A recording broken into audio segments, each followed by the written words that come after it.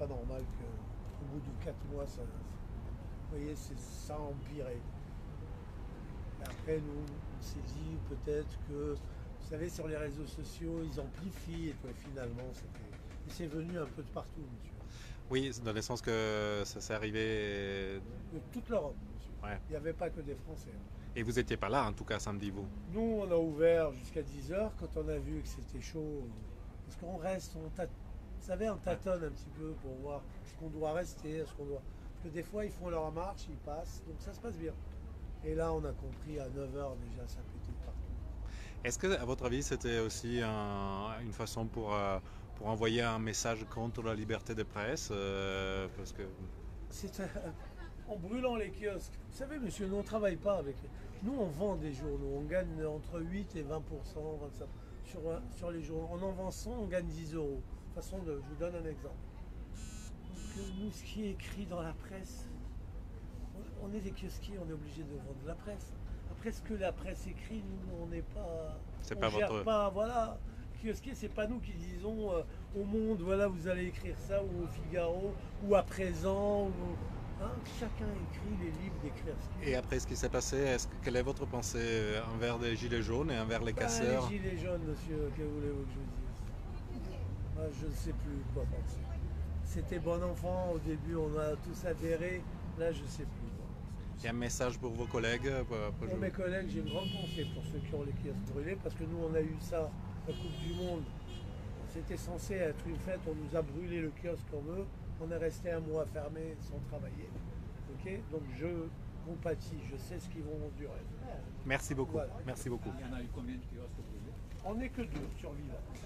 Non, mais combien il y en a eu qui sont Voilà, brûlés là? 7. nous sommes en direct avec Butch Media sur les Champs-Élysées. Nous avons parlé avec le seul kiosquier qui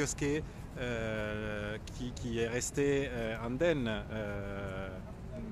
qui n'a pas été brûlé par les casseurs samedi passé, samedi 16 mars. Vous pouvez voir que juste un peu plus en haut, il y a un autre kiosque qui a été complètement ravagé par les flammes. Et aussi de l'autre côté de la rue, de l'autre côté de l'avenue des Champs-Élysées, vous pouvez voir, il y a un autre kiosque complètement brûlé. La chose qui est impressionnante, c'est que même 2 jours après, il y a encore l'odeur de plastique brûlé qui reste. Les dégâts sont très importants. Vous avez vu que ce petit magasin finalement sont très importants pour l'économie des familles, des gérants, des gestionnaires de ces kiosques. Et donc c'est très affligeant de les voir cassés, brûlés, vandalisés sur cette avenue qui est celle que tout le monde connaît, mais qui est aussi le théâtre d'un malaise qui traverse la France et que les Gilets jaunes essayent de faire comprendre et que les casseurs s'en approprient pour faire leur mise en scène, leurs dégâts. Et comme ici vous pouvez voir la devanture du Fouquet qui est complètement dévastée par les flammes, là aussi. Il y aura beaucoup de personnes qui resteront sans travail, les serveurs, les cuisiniers, les autres salariés de ce restaurant. Et là, encore une fois, on voit un kiosque complètement brûlé sur l'avenue des Champs-Élysées. Vous voyez que beaucoup de monde est devant ce kiosque, beaucoup de monde prend des photos comme si c'était un souvenir un peu drôle. Mais malheureusement, c'est un souvenir très triste qui touche des personnes et des familles et quelque part aussi un petit peu la liberté de la presse. Nous essayons de nous approcher. Là, on voit aussi qu'il y a un autre kiosque un peu plus loin qui a été épargné par les manifestants. Et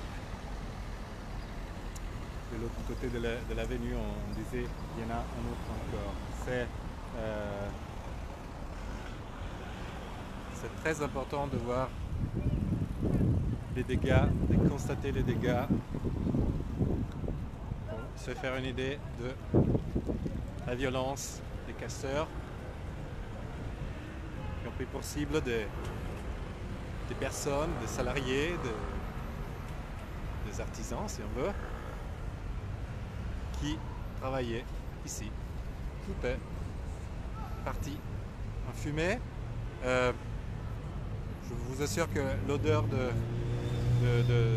papier, de plastique brûlé est encore très fort.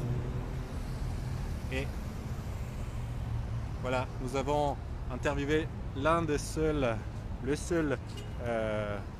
vendeur de journaux d'un kiosque des Champs-Élysées qui n'a pas été brûlé samedi passé, vous le voyez au fond. Ce live de Facebook sur la page de Putsch se termine. Continuez à nous suivre sur notre page et sur notre site www.putsch.media.